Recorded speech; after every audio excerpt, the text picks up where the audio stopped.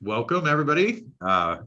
February 22nd, 2021, and we are The Pivot. I'm Matt Lyons here at Crybaby Hill Studios, and that is Julio the Juice Quadra down there in the southern Tulsa, a little warmer portion of Tulsa, though it's pretty nice out here. It's like 67 out here, but it's beautiful today, man. It's looks great. A little warmer on your side of town. So, doing good. We missed you this weekend, everybody this weekend. We put out a live stream Friday. I hope people tuned in. We're getting our show closer to what we want it to be. Some point we'll get the ability to have graphics and everything every day. That will be nice. I think that's just a matter of me sitting over there in the producer seat and doing it from there. Yeah.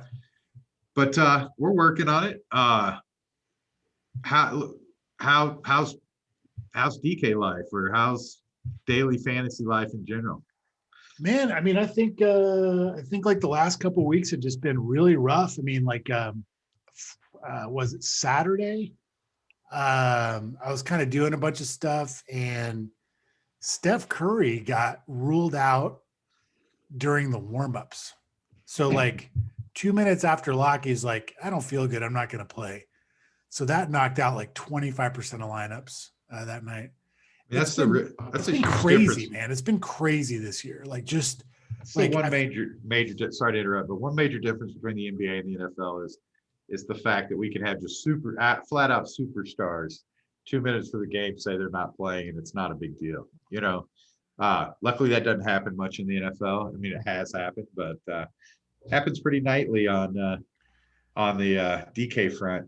It's to the point where if you're not able to sort of be around like your phone, computer, there's no reason to play NBA for like even for like the last like set of games, right? Like, I mean, you're at a major disadvantage because you might miss out on some major news that just totally tilts the slate. So yeah, I figured that out when we used to kind of every day we'd for like $5 we'd do a heads up NBA, and you know, I was listening to podcasts. I mean, I was trying to beat you. And I realized that, yeah, I can add and I can evaluate talent and I can do the necessary things for DK. But if I'm not information mongering 30 minutes, 45 minutes before break, then there's just no reason really to play. And so with our show and our podcast, this is where we got to try to combine the podcast with Twitter and other social media outlets. Right.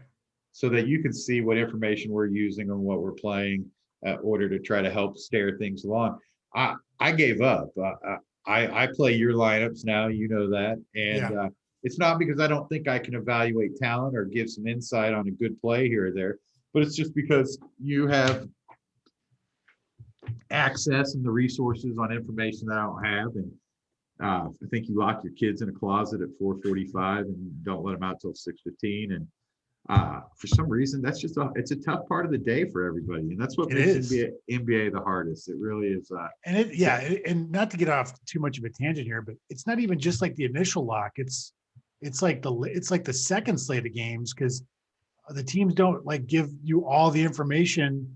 You know, when lineup lock hits around 6:30, it's like it could be like an 8 o'clock or 9 o'clock game, West Coast game, where you're waiting for some vital news, and if you know, life happens, and if you get to doing something and you forget to check, like after it's done, you know, and like you're kind of like I don't know. I mean, I don't want to be negative here, but I was listening to the NBA channel on Sirius today, and I guess they're talking about the second half of the season.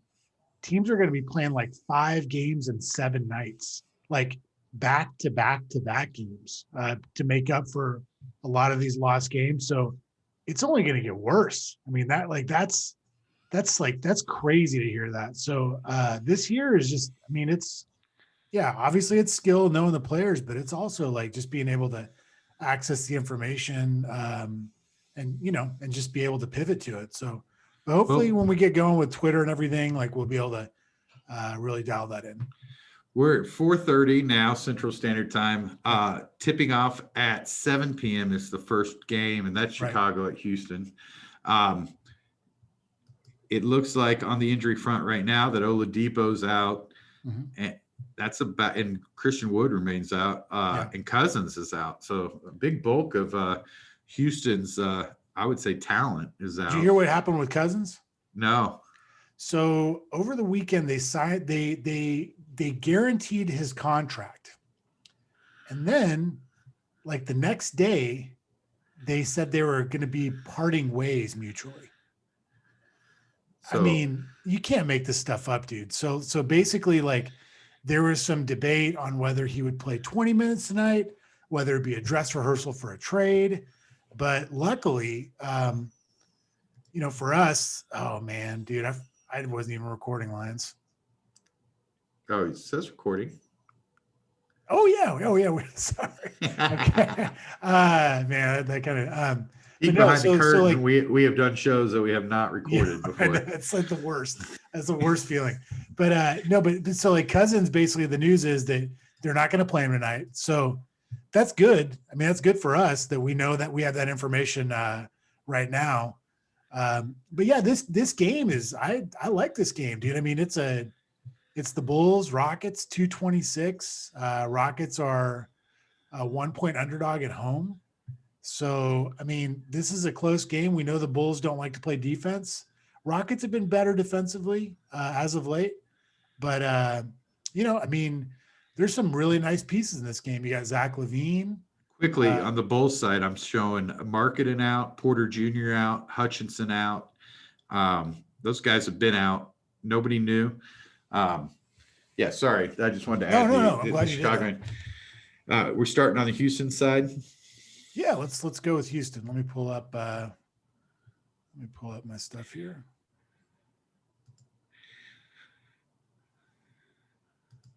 So Houston, we've got John Wall. Let me pull up. I'm on FanDuel.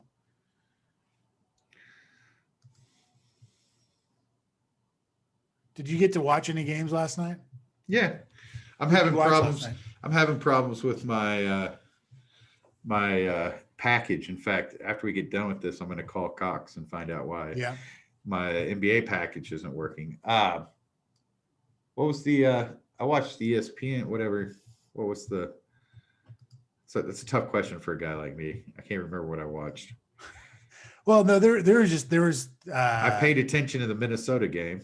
I wish I had stacked the last game, the Sacramento Bucks game. It just kept going up and up the total. And I had on FanDuel, I had Giannis and I had Middleton blew up finally. So that was good. But it was just Tyrese Halliburton kind of exploded at the end in the second half. It was just a fun game to watch. I've been pushing him on the Top Shot market now for a few weeks, and sometimes I'm right. So. He's good, man. He's really good. But let's get back to this game. So LaVine. I like White's price a lot at 62. Well, we're on the Houston side. We want to go to the Chicago side. I like White at 6,200 a lot. I like the Chicago side a little bit better here.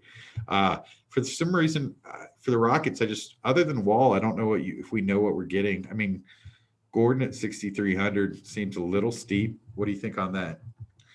I kind of like Gordon tonight. He's very popular. He's the second highest projected owned player, I believe. Tonight, yeah, he's number 2. He's at 40% owned. Let me make sure that's FanDuel. Let me pull up DraftKings. Sorry.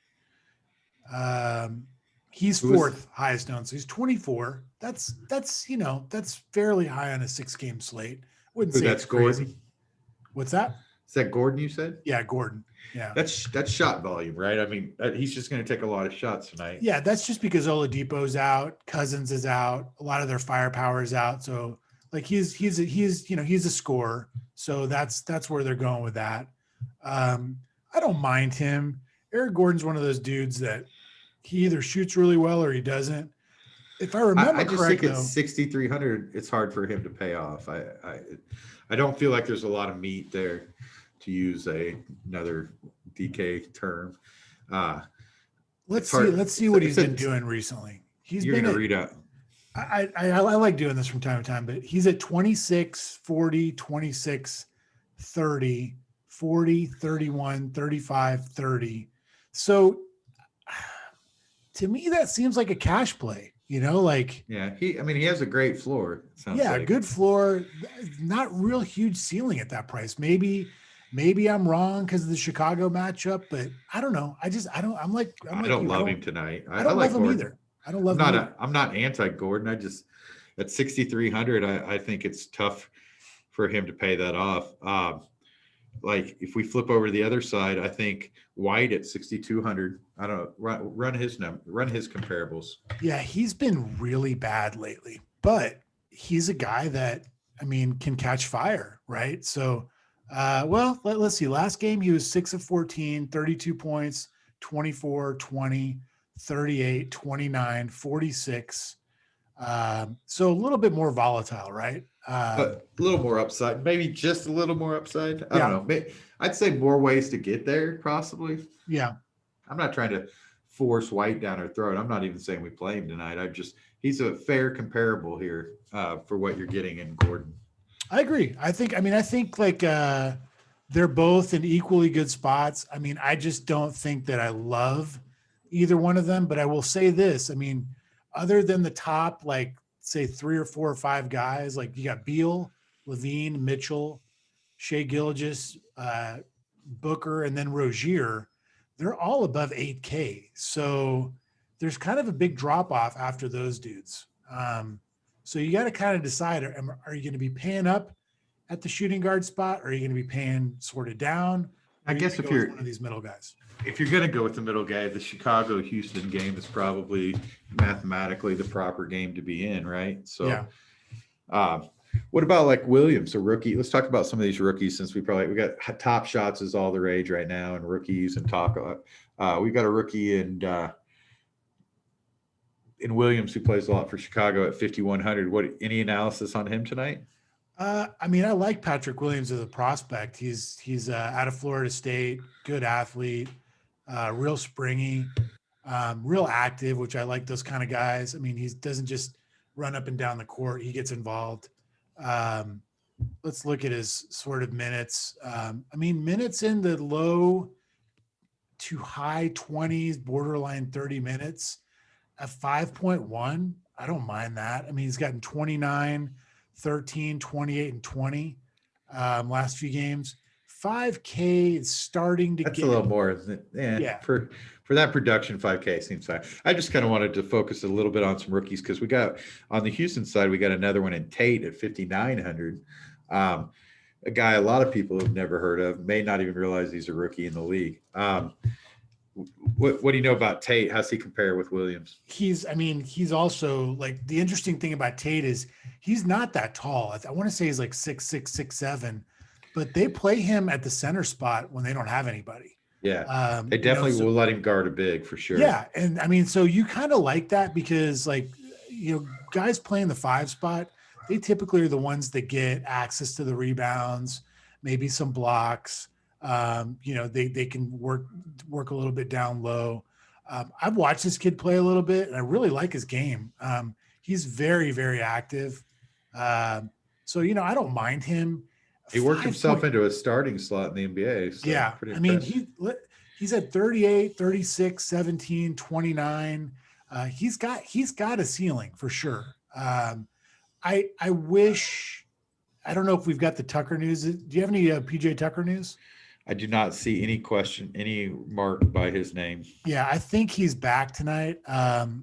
He's been out for a while, so maybe they limit his minutes a little bit. 3,500 is a good price. 3,500 is a really good price. But PJ Tucker is literally one of those dudes that will run up and down the court and will sit in the corner waiting for somebody to pass him the ball.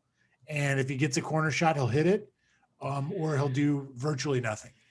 He's got the last 4 games he's played, and he hasn't played since the 13th of February. So they're probably going to limit his minutes a little bit. But he's had 10, 14, 17, a 4 DraftKings points night. Nice. So he just doesn't do much. I never enjoy rostering PJ Tucker. Yes. Let's move on. We'll come back when we build the lineup as to if there's any playables here. One guy, are we going to go to Houston real quick or just are we done with this game? Oh, I was going to move on. We've probably got about 10 minutes into this game.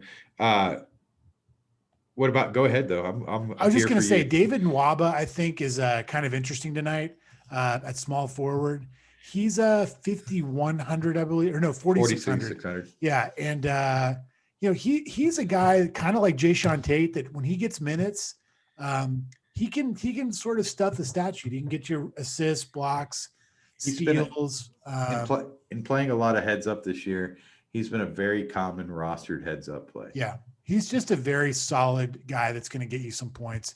He's got a very sort of a high floor when he gets the minutes. And I think he should get minutes tonight. So he's definitely someone that we're going to look at tonight. Next game's in the stagger or tip-off schedule is 7:30 Memphis at Dallas. This should be a pretty high scoring game, right? This is the highest total of the night. This sounds like a fun game. On the injury front, I am not seeing a whole lot. I see Porzingis is questionable. You'll probably give us some insight on that. On the Memphis side, I see Brooks as out. Oh, wow. Yeah. Mr. Reliable, Dylan Brooks, is not playing tonight. Right. And then the rest of the guys have been out. Tilly and Jackson Jr. have not been contributing in any way all season.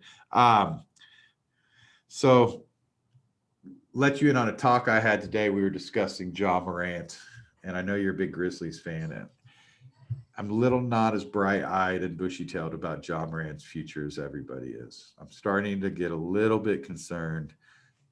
The size, the height factor, just not. And the pricing on DK seems to fit with my thoughts that they don't have it. $7,500. They're just not putting him. I mean, Carmelo Ball is killing him right now, right? I mean, LaMelo Ball is on pricing.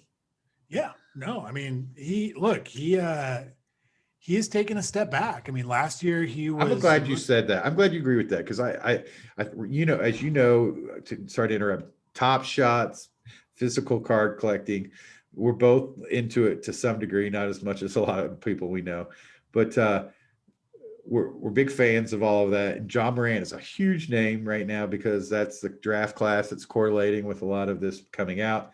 So he is completely hyped up to the wall. And if you compare him to Fox for Sacramento, who was the draft class before him, in Top Shots, you can buy Fox for almost a fourth of what you can buy Morant for. I mean, I think if you're looking at speculative stuff, then I would agree with you. I think Fox might be a little bit better of a buy right now. Anyway, that's way off subject, but I wanted to work a little Top Shot talk in here. Yeah. I think you're right. We got to remember too, he came off a pretty bad ankle injury earlier. I think that's what people don't realize is how bad he hurt himself. Yeah.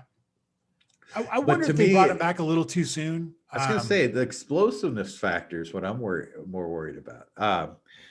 That's what seems to be missing a bit. So anyway, let's break this game down.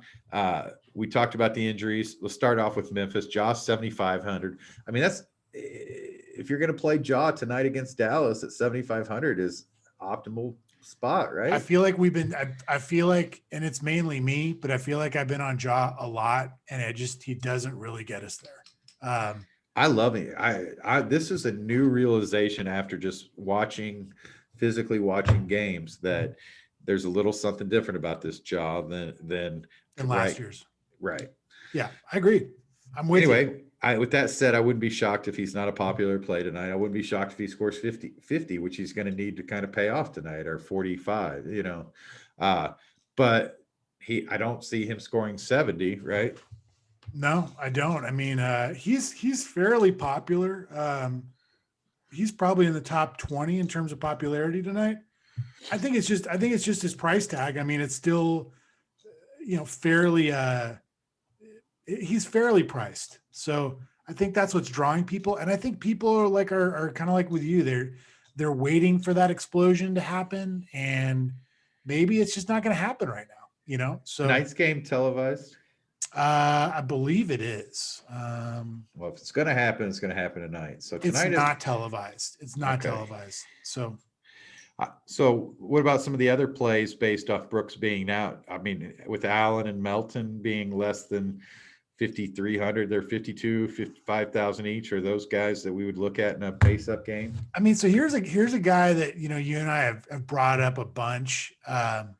Kylie Anderson, man. I mean, this guy, like, I don't know if we've missed the boat on him yet or already, or we're too late to the party. He's getting expensive. He's getting expensive, but I mean, with Dylan Brooks out, I sort of feel like he's in a very good spot. Let's look at his games recently. 25, 46, 34, 41. I mean, he's got a ceiling. I mean, it's not great, but he can get you there at 66. Another really good cash game play at 6,600, I think. I mean, I think where I'm going with this is I like him just because it's against Dallas, who's just maybe one of the worst defensive teams. I think Washington, Brooklyn, and Dallas are the people that we got to agree to pick on the most, right? I mean, right. So yeah, Kyle Anderson's optimal spot probably here. One of my favorite plays. 6,600 Kyle Anderson is not optimal. Yeah, I wish he was a little bit less, but I mean, I could maybe swallow that. But I know what you're about to say, by the way, but go ahead and say it. But well, no, I mean, I think my favorite play on the Memphis side tonight, I've got two. Jay Val and who else? Justice Winslow. Oh, he's back? He's back. He came back this weekend, and I was expecting them to play him like 10, 12, 14 minutes. He played 21 minutes in his return back from almost like over a year of being out. I'll tell you what, he was one of my favorite players coming out of college. Me too, dude. I love Justice Winslow, and he put up 14 shots. Granted, it was a blowout, but I mean, at 3,600, if he gets up to 25 minutes tonight in a Dallas sort of matchup, I mean, I think that's a great value spot right there. So I really, really like Justice Winslow tonight. He's probably my favorite play on the Memphis side. And Joe Val, I'm sort of thinking that Porzingis is going to sit tonight. That's pure speculation on my part, but they're on a back-to-back, first part of a back-to-back. He's been a little gimpy lately. I don't see them necessarily feeling like they have to run him out there tonight. So I would not be surprised if we find out here fairly soon that Porzingis is taking the night off. And I would agree that if he doesn't play, just smash J-Val, right? I mean, yeah. The Memphis coach can't make it more complicated than it needs to be, right? I mean, he's 7,200. I mean, he's been a points per minute guy. I mean, I think he's going to be a smash play if he plays. So. I like both those plays. I like J-Val and I like dirt priced Winslow. Yeah. Well, let's move on to the next staggered set of games. It's the 8:00 games. This is where we're going to find the bulk of our tip-offs tonight. Is 8 p.m. Central. We got 3 tip-offs. The first one we're going to discuss is Miami at Oklahoma City. This poor, pathetic Thunder. On the injury front, Thunder look as clear as they've looked all year. I mean, a team that suffered from COVID and injury, they look pretty. If you like a Thunder player, he's playing tonight. Horford's out.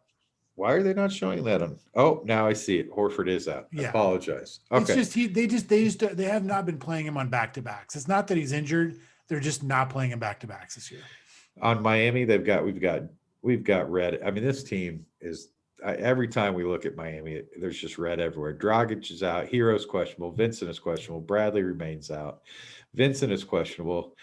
On the big side, Leonard is out. Silva out. Those are scrubs that have been out. Interesting game, probably way paced down. Yeah, it's I think it's the lowest total on the slate by far. What is 212.5. So they think that both teams are going to. What's the spread? Thunder are getting 7 at home. So they think both teams are going to score over 100. I would bet that one team does not score 100. I think that's a very reasonable bet for sure. I don't know which one won't, but one of them won't. Is this a game we're going to spend a lot? I'd probably say the Thunder. Is this a game we're going to spend a lot of time on? Do we think? I hope not. I mean, the only thing I will say is like, Bam could smash for the FanDuel players. Gildas Alexander's cheap on FanDuel, not so much on DraftKings. Jimmy Butler has been like a triple-double machine lately. Kendrick Nunn, last game, dropped 45.75 DraftKings points on Saturday. 5 of 6 from 3-point land and 10 of 14 from the field. Don't think he's going to reproduce those numbers, but I mean, they barely priced him up. He's 5,700 against the Thunder. Theo Maledon is really popular for the Thunder at 4,400. I just haven't felt like he's been very aggressive as of late. Okay, here's a fair comparison. Winslow Maledon tonight. I mean, I think from a minutes perspective, it would probably be Maledon, but he's also about $1,000 more. That's what I'm saying. But I mean, he's about 800 more. But I was wondering, can we get more out of a Winslow at 3,600 than a Maledon at 4,400? I mean, if you give me 25 points, 25 minutes of Winslow tonight against Dallas, yes, I think you'll see a more aggressive Winslow, more usage coming out of him. I don't like SGA playing Miami. I don't either. On the other side, I fear a little bit of blow, even though you guys claim that nobody can blow out Oklahoma City, which I got that one right, by the way. Milwaukee did cover the spread. I like $8,800 Bam, but I'm guessing there might be some price ups that you like a little bit more than Bam at 8,800. Man, I think tonight's going to be either you go very balanced or you pay up in a couple spots. And I mean, the other side of this game is one of those pay up spots that we're going to have to really sort of decide. You know, we real quickly, just thinking about it, we didn't talk about 11-4 Luka in the Memphis game. No. That's what I'm saying. Like, I mean, on the Dallas side, he's the most expensive guy on the slate. So what do we think about Luka?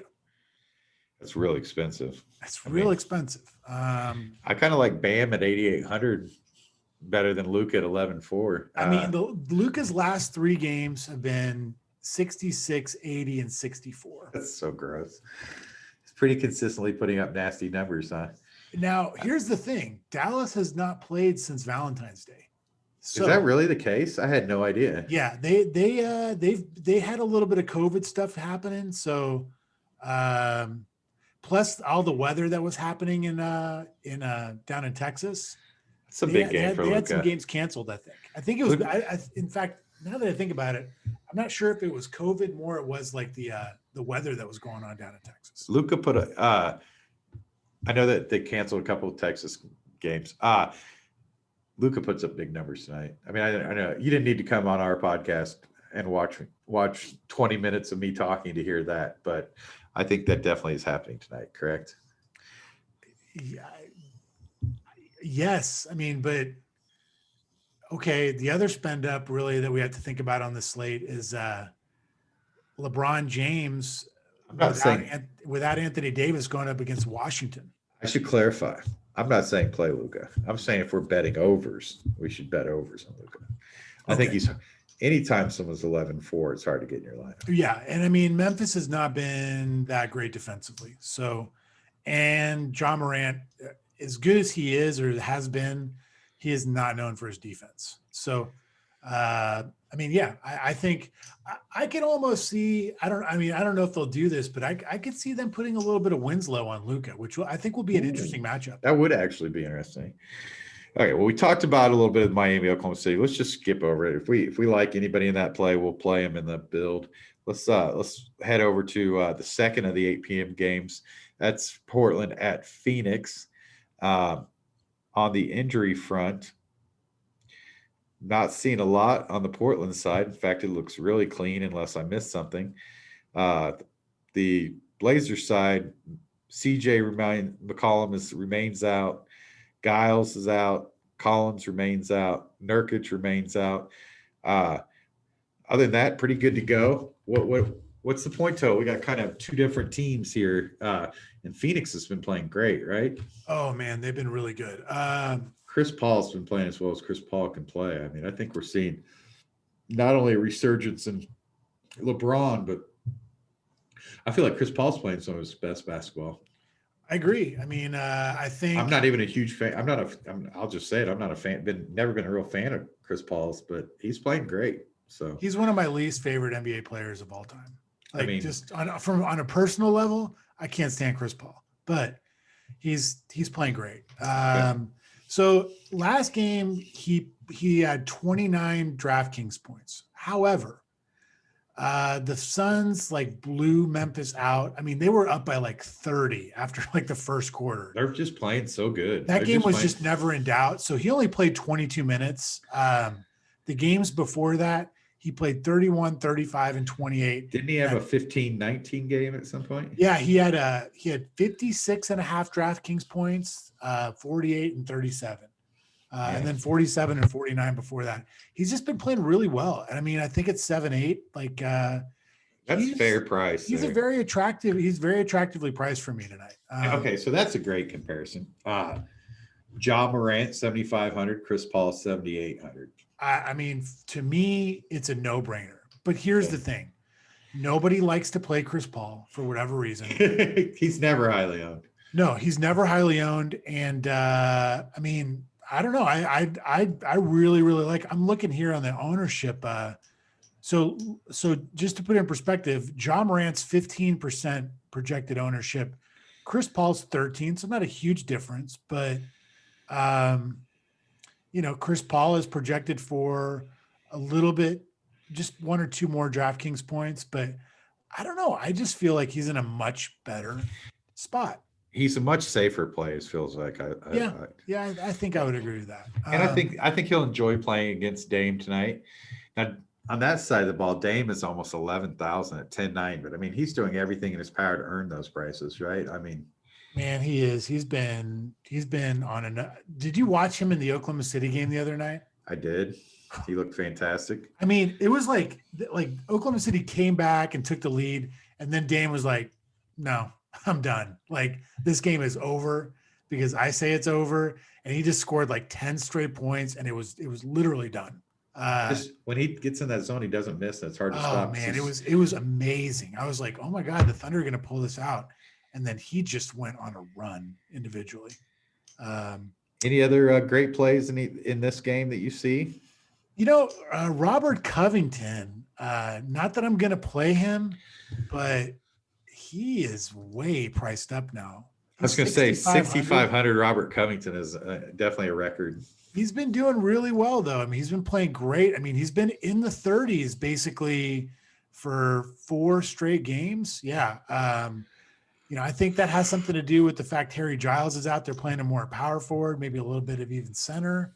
So, I mean, how many times is he paying off 6,500? I mean, here's a question. Like, would you rather pay 6,700 for Kyle Kuzma against Washington, Kyle Anderson, 66, Covington, 65, or maybe you go Gordon Hayward at 7,100 going back to Utah? So those are all fair comparisons. I would probably pick Kyle Anderson. Yeah, I mean, I think it's a good matchup. He's going to get the minutes tonight. It's definitely. I mean, it's definitely like he doesn't have to. He doesn't have to score to get there. Let's keep moving on. Charlotte plays at Utah. You mentioned a little bit about that game, and then we're going to get to the late night hammer. This is the last of the 8 p.m. games. This is got to be one of the lower scoring games, right? Maybe second to last, third to last. Yeah, I mean, it's up there. I mean, Charlotte doesn't play any defense either. So right, Utah can score points. So yeah, Utah maybe can score points. I hate this game. You hate it? You want to just move past it? Nothing you love? I mean, I don't think we can because it's 6 games. I mean, let's talk about how that LaMelo Ball is up to 8,600 already. Well, dude, he absolutely killed me the other night. I mean, he did. What happened in that game? I watched that game. That's the one time I bet on him his over, and he literally didn't take a shot for like. He still put up some points, though, right? Yeah, I mean, he sort of. I guess he got minutes. He got an early foul trouble within like the first 2 minutes of the game.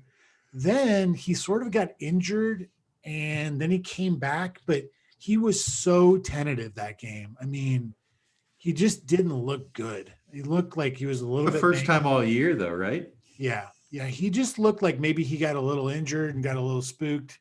Just didn't play well. I just did not. It was a weird game. I mean,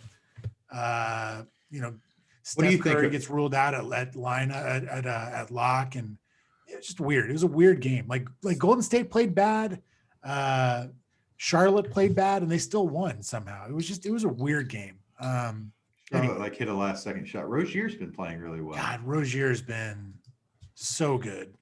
Let me pull What's up the spread on that? What's the spread on this game? On this game, it is Jazz are favored by 12.5 at home. Oh wow! So this has blowout potential. This has blowout potential. Terry Rozier, let me read you his last 4 games. 50, 53, 57, 46. Earned him that. He's less still than LaMelo too. He's only 8,100. I mean, okay, here's the thing though. Dude, look at this. Listen to this. So from 3-point land, 8 of 11, 3 of 9, 6 of 10, 6 of 9. He can't keep shooting like this, dude. Maybe. I would agree that he can't. So we're looking for some Rozier fall down, huh? I mean, I think 8,100. I don't know if I can stomach that.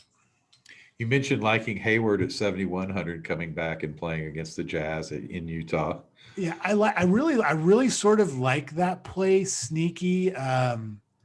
If Devontae Graham is out, and it looks like he's doubtful.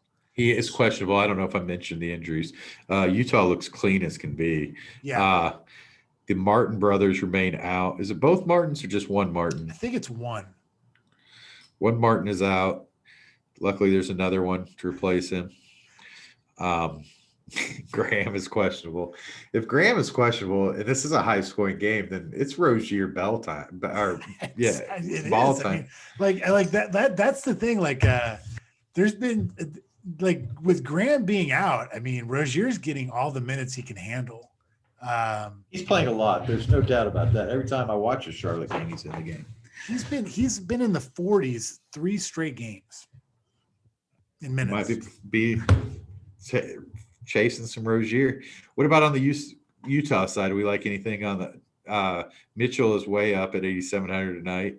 Conley's 6K. Clarkson, who is everybody's bet for 6th man of the year, is 6,100. He's coming off some big games.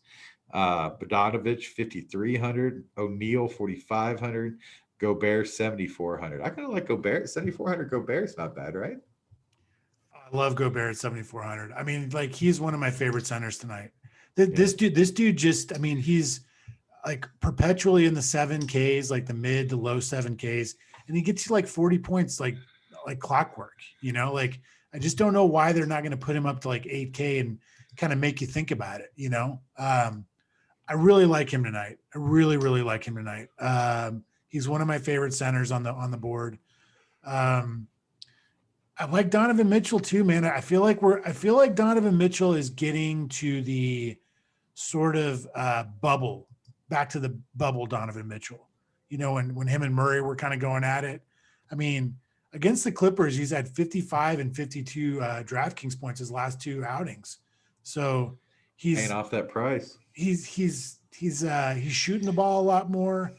I kind of think Conley being back helps him out a little bit, really, because defenses can't focus so much on him. And Conley is just so good at getting people the ball in space. So I don't know. I mean, I like Mitchell quite a bit. You know, I think you can sort of throw Joe Ingles out now that Conley's back. You know, maybe you throw a dart at Bogdanovich. He's just typically a guy I just never love to play because he's kind of very shooting dependent. But you know, I think Mitchell. I think Conley's pretty cheap. I mean, 6K for Mike Conley, who's arguably been their best player this year, is a really good price tag. He only played 25 minutes last game, but that's encouraging because I'm thinking like, man, if he played 25 last game, maybe he gets up to 30 this game, like closer to his normal rotation. So 30 minutes of Mike Conley against Charlotte. not bad. Now, you just got to wonder though, can Charlotte keep this game close? That's the main thing. But if they can, I mean, I think he can pay off his price tag. Let's do it. Let's jump over to the late night hammer. Washington at the Lakers. Tips off at 9 p.m. Central Time. Starting on the Washington side, the injuries are clean other than Bryant, who remains out, and Ish Smith, who's been out. The Lakers, on the other hand, look like the Heat. We got Schroeder that's out with some COVID protocol. We got LeBron, who's doing his nightly questionable thing. We got Kuzma, who I guess is going to join the questionable thing now that Davis isn't out. Right, he's got to assume the mantle. Right. So Kuzma is now questionable. Davis is out. Morris is questionable. Nobody cares. And that's it. Washington is clean as can be. Talk about this game. What's the over under? What's the number on this one? So it's 228. The Lakers are 7-point home favorites. I'm taking the Nets, or the Wizards, by the way, just in case anybody's wondering. You what now? Taking the Wizards. You're taking the Wizards. In this game? Yes. Okay.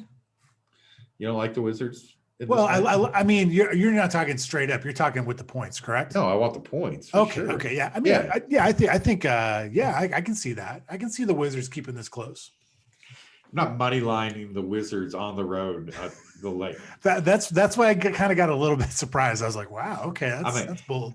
I mean, actually, I might, but I'm not advising that anybody do that. That's from your own personal bankroll, correct? Right. That's not the listener's bankroll. Taking the points is a good call. Right. Money line in it's a little bit more on the high volatile side. Might give it a try. We'll see. I like the Wizards against this version of the Lakers. I mean, this is slow, boring version of the Lakers. Can we just agree on that? Like, we've talked about it. They're like one of my least favorite teams to like watch or roster or anything. I just don't like the Lakers this year. But I don't mind me some Wizards. I don't know what it is. You know what's really interesting about the Wizards? I'm looking at them and like, how high owned do you think Brad Beal is on tonight's slate? Not high. I wouldn't. He shouldn't be high at 9.9. Projected at 5.6% owned. The Lakers are considered one of the actual defensive teams, right? Yeah, they are. Russell Westbrook's 10.1K. I'm not going to pay 10.1K for Russell Westbrook tonight. There's no good so. I mean, I guess here's the thing. So over-unders on fantasy DK points for Beal and Westbrook. 50 points is the line for both of them. What are you betting? You take an under on both? Well, I think that's a pretty good, strong bet, actually. Cheating. I'm using Line Star, by the way. But here's the thing, though, man. Like, so all three of them: LeBron, Beal, Westbrook. You had to bet. You're taking the under on all three of them? No, I'm asking. I'm not taking. I think I like all three of them to go over 50 tonight, to be honest. Which ones, if you had to bet all the money in the world, which one hit over 50 tonight? Which one are you taking? LeBron?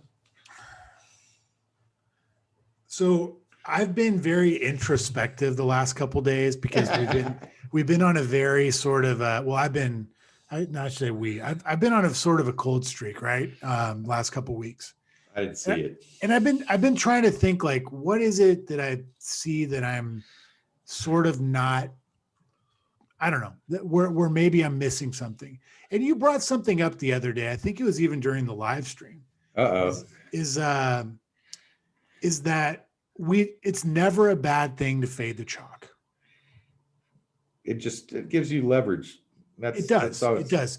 And I feel like one thing I've noticed is, like, I'll go through and I'll sort of like look at pricing and build my shell lineup. And then I go up and I open up the projected ownership on like Roto Grinders. And like four or five of my plays are in the top 5 or 6 in the projected ownership. And I'm thinking to myself, like, okay, I need to start getting sort of different and looking at sort of leverage plays, right? And like where I can differentiate myself without having to get too crazy, right? So I think right now, you and I just talked about how we think this game could maybe go under on both sides, right? On the On the totals. yeah, I mean, that's plausible, right? correct. So while Luka is $1,000 more expensive than LeBron, that certainly has to come into play. He's also projected at half the ownership tonight.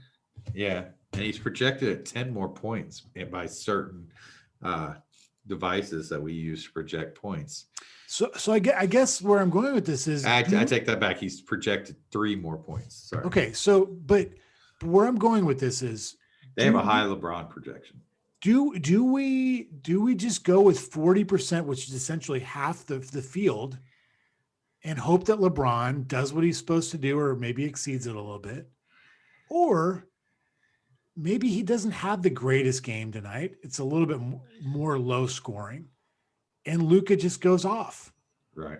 So you and I both have been playing a lot more heads up this year. I think it's a little bit more fun trying to beat one person, and especially since we're playing a lot of people in the industry when we do that. Yeah. What I've noticed is there's got to be some advantage to playing a different lineup than because these people are literally playing the same lineup across the board. I don't know who is feeding this lineup or who, you know, I can tell you exactly who it is. It's Roto Grinders, it's Osimo. It's those two sites basically are pumping out what they will call their optimal lineup, right? Right. And it's like the optimal number one that they just spit out, and people basically just throw that into a cash lineup. And so our cash lineups, like, yeah, I mean, I don't even want to play 50-50s anymore, because you're basically going up against. It's not like you're playing a various group of lineups. No. And so, so what's more fun is trying to have the right scrub at 3,500 to offset Luka, or not Luka tonight, LeBron tonight, or playing a lineup that includes Luka, who's a little bit more expensive, and getting to use some names that not everybody's using. When I played you heads up on a daily basis, I really tried to attack with balanced builds because I knew you were a scrub and stars type of guy. And you always put up the bigger numbers that numbers that I wasn't reaching. And that's what I figured out was, if I want to reach those numbers, I've got to have the 80-point Lukas in there, right? Or 80-point LeBrons if that's tonight. But if you 280 in a heads up match can win a lot of heads up matches, and there's a lot of ways to get to 280. There may only be one way to get to 320 in a night, right? Whereas there might be several versions of 280. I think that's fair. That's totally fair. But as we analyze this, if we're playing the 320 lineup that night, we're screwed, right? Like if the optimal lineup is the 320 lineup, but I'm with you. It's hard to win in this. I think it's a lot different than NFL, the NBA with the chalk system. I mean, I see a lot less varied lineups in the heads up world in NBA than I did in NFL. In NBA, like it's like the chalk is it's totally fine to go with the chalk in cash. There's nothing wrong with it at all. Which is what we're talking about. Right. But in tournaments, it's probably the worst thing you can do. And I think that I've been lately very guilty of going with the chalkier tournament builds, where I probably just need to go with guys I think are in good spots and not worry about like ownership and all this stuff. I think you should worry about ownership, but you should worry about it in the different light that you should be playing guys that are trying to avoid in tournaments some of the clear cut plays for the night. Right. Like what we were talking about, right? Like would you rather play Kyle Anderson or Robert Covington? Like if everyone's on Covington, maybe you just play Kyle Anderson right there, because he's got just as good of a shot at scoring as much, maybe more of a shot at outscoring. Right. So you've just leveraged yourself in that one play. I think over the last several years, as we've done this show, I've learned more and more about how important ownership is. That's something I've definitely learned. So let me just tell you real quick, the Roto Grinders, the core right now on DraftKings, they're three guys they're building around are John Wall, Eric Gordon, and LeBron James. Well, good. We can build a lineup that doesn't include any of those guys, and I'm fine with it. Well, Let's build I'm just saying that is what the cash builds as of right now, right? Before are the building news. around. That's what they're going to be building around is that those three guys. Okay, well, we're going to build a cash lineup for you real quick because we've taken we hadn't been on in a while and we talked a lot. There's a lot of stuff I enjoy talking about right now. Let's build a quick lineup. Out of the players that I just put in the lineup listening to you talk I played Winslow, Rozier, J Val, and Gobert.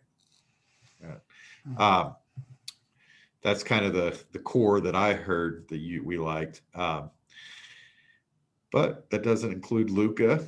I don't know if we could get Luka in there with enough of the value plays, but I think if we put Luka in that lineup, I like it a lot. It leaves us 4,100 for the last three players. You think between the small forward, power forward, and forward, we could build around that, or you want me to clear it out and you got something else you want to? Let's do it real quick. What you got? Let's clear it out and let's just kind of start from scratch. Let's see what we come up with. Let's fire pretty quickly because I want to do some over unders and we're going over an hour here. So, let's hear it. Let's see. Let's hear it. At point guard.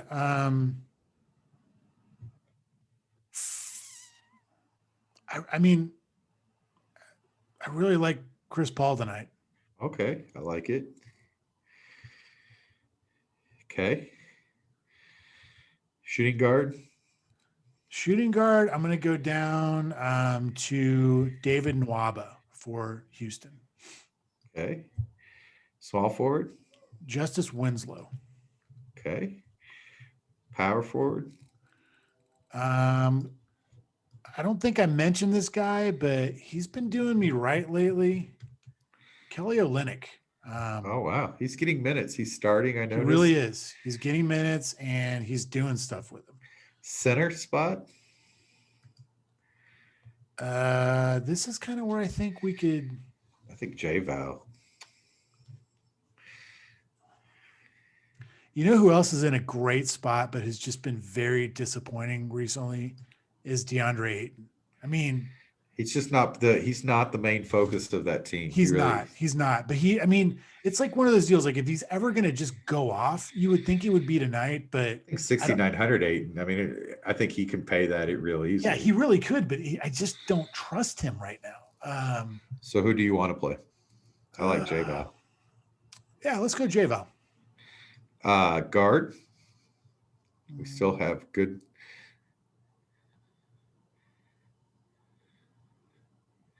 Which one of these guys is going to go off? There's a bunch. I like Rozier. I think Rozier's. I do like Rozier, but got 8,100, man. And I know he's been paying it off. I like 6,200 Colby White. I know he's not been playing really well. I like 6,100 Clarkson. I like Conley at 6K. I'm going to roll the dice, go back to the well one more time on this dude. Chris Nunn. Okay. Or Kendrick Nunn, I'm sorry, at 5,700. This is, if he's going to ever pay off, this would be it. Okay. Forward spot. Let's just go straight to the utility and let's plug in Luka. I think that's a good call. Leaving us 5,200, which isn't bad. We talked about some Patrick Williams. Lou Dort's out there. Crowder's out there. Richardson, who he's kind of questionable. Roby, who you play a lot. Who are you thinking?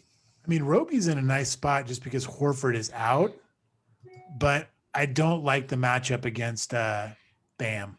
Yeah, Bam's so good, and he gets people in foul trouble. Jay Crowder has been so steady when he gets minutes, and he only got 20 minutes last game, but again, it was a blowout. This could easily be a good Crowder night. I don't really have anybody in Portland that matches up greatly with him. Covington, I guess, but I don't think Covington's really going to be guarding Jay Crowder. I like it. Well, let's fire him in there. Yeah. As always, at the Pivot 3 is the Twitter handle. Julio's going to get off here and go and look for any new information. I'm going to go through these over-unders extremely quickly because Julio needs to get off here, get whatever information so we can get this lineup finalized. Just quickly, Julio. Levine, 31.5. White, 16.5. Wall, 24.5. Gordon, 21.5. Anybody you love in that game?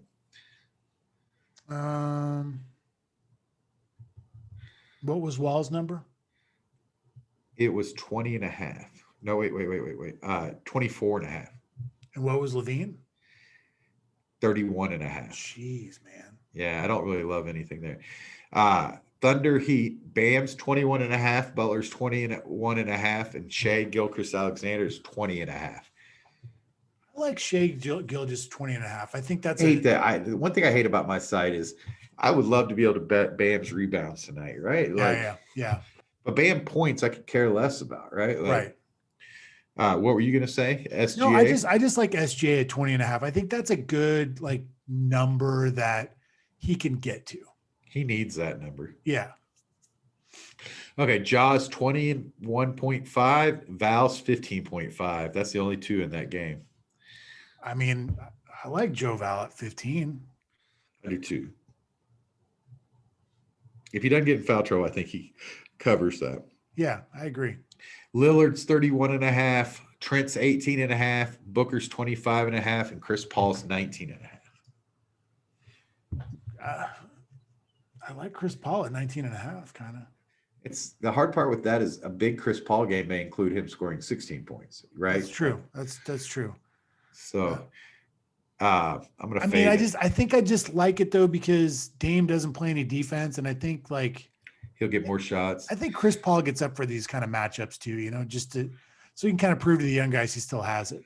I fired it. Okay, Rozier's 19 and a half, Hayward's 19 and a half, Bell's 16 and a half, Mitchell 25 and a half, Bogdanovich 16 and a half, Gobert 15 and a half. I just think Gordon Hayward's going to have a nice game tonight. Over 19 and a half? Yeah, I really do. I really think that he's one of those guys that like being in Utah and appreciates like what the franchise did for him. And I think he wants to show out a little bit for those people. Okay, this game's nationally televised, so we have a lot of stats here. Beal is 30 and a half, 4 and a half, 4 and a half, 2.5 threes. Wow. I don't love that either. Westbrook I like the threes. I think he should go over 2.5 threes. Okay. Westbrook is 20 and a half, 8 and a half, 9 and a half. So that's his 20 points, rebounds, assists. I like the rebounds and assists over. I could see this being a 15, 12, and 13 type game. I like it. Okay, LeBron is 31 and a half, 9 and a half, 9 and a half. That's his triple-double line. Wow, his 30-point triple-double line. 2.5 threes. Anything you love there? I think that's tough. He's just a great game. He can do 28, 9, and 7 so easily. Like that's the hard part about these numbers. Like for LeBron, you expect him to get over 25, right? Every game. But right. You don't know if he's going to get 32. Right. That's the hard part. The assists, the 9.5 assists, I think if I was going to force a bet in here, it might be on that. I'm going to leave that alone. Kuzma, who you're not your favorite player, is 17 and a half, 8 and a half, 1.5 threes. Yeah. Okay. Well, we went White, SGA, Val, Paul, Hayward, Beal, Westbrook over on assists and rebounds. So that's what we're firing tonight. Okay. I like it, man. I do too. Good luck. We went a little long, but I was enjoying it. It was fun. We needed to do this, dude. It's been a few days and we got a lot of stuff going on. There's a lot. There's top shots going on. There's card collecting going on. We got a lot of NBA stuff going on right now. Yeah. And kind of in the dead of football. So it's fun to highlight the NBA here while we get a chance. So we'll definitely. Hey, by the way, baseball's coming up, baby. I'm going to get you on baseball this year. You're going to have to teach us. You're going to teach I all promise. of us. There is nothing as fun as a baseball sweat. I'm telling you, dude, it's awesome. When your guy's up to the plate, he's got 3 dudes on, and you got 3 of those guys in your roster, and he hits a grand salami, dude. You just shoot up the leaderboards. It's the best feeling, dude. That's awesome. Yeah. Well, cool. I look forward to some baseball. I'll look forward tomorrow. I think we're gonna have a slate tomorrow, and I've got some time to get a lineup built tomorrow, but Yeah, I'll be traveling for sure tomorrow. So we got the extra hour tonight. Okay, so you'll be yeah. I'm going to watch my kids play a little tennis, and then I'll be working on some stuff while I'm doing it. So sounds good, man. Let me know. We'll be in tomorrow. cool, man. Thanks, bud. Take care.